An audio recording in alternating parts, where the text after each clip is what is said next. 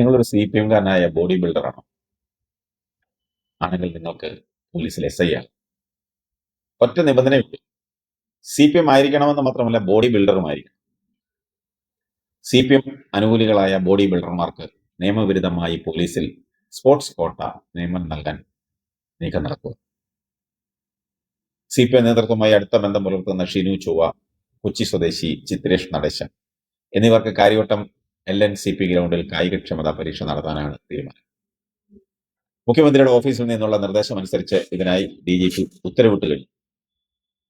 കഴിഞ്ഞ ജൂലൈയിൽ കിഷോർ കൃഷ്ണൻ, KN മുഹമ്മദ് മോഹസിൻ എന്നിവരെ സമാനമായ രീതിയിൽ LNCP ഗ്രൗണ്ടിൽ നടത്തിയ രഹസ്യ ട്രയൽസിലൂടെ പോലീസിൽ വോളിബോൾ താരങ്ങളായി നിയമിച്ചിരുന്നു.